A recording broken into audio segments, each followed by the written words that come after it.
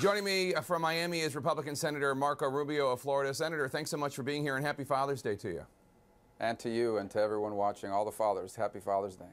So let me ask you, President Trump took to Twitter this week to lash out at Special Counsel Robert Mueller and Deputy Attorney General Rod Rosenstein. Let me read you one of the tweets. Quote, "You are witnessing the single greatest witch hunt in American political history, led by some very bad and conflicting people. Hashtag Make America Great Again."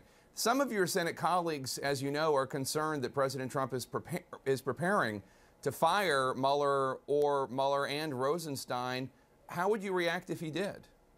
Well, first of all, that's not going to happen. I don't believe it's going to happen. And here's what I would say. The best thing that could happen for the president and the country is a full and credible investigation. I really, truly believe that. If we want to put all this behind us, let's find out what happened. Let's put it out there. And let's not undermine the credibility of the investigation. And so my view on it is that's the best thing that could happen for the president and for the country. And I believe ultimately that's what will happen, irrespective of all the other stuff that's going on out there. Would you have predicted that he was going to fire Comey? I wouldn't have.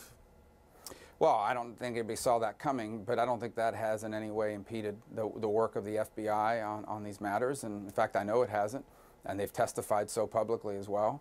And it hasn't impeded the work of the Senate Intelligence Committee. So, you know, these investigations continue to move forward. They're broad. They're about everything.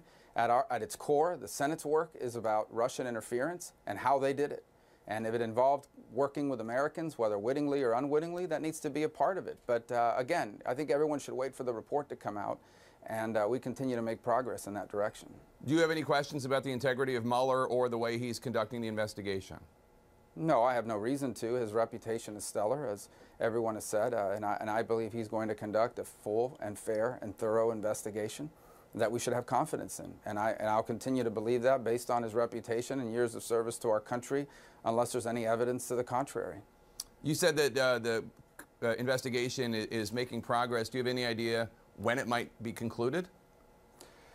Hopefully soon. I think I can't really speculate about the time frame. That's up to the chairman and the vice chairman on the time frame of it. But there's a lot to work with here. There's a lot to do, and hopefully we'll begin to pivot back and focus on the core issue before the United States Senate Intelligence Committee, which is how did the Russians interfere in our election? What methods did they use?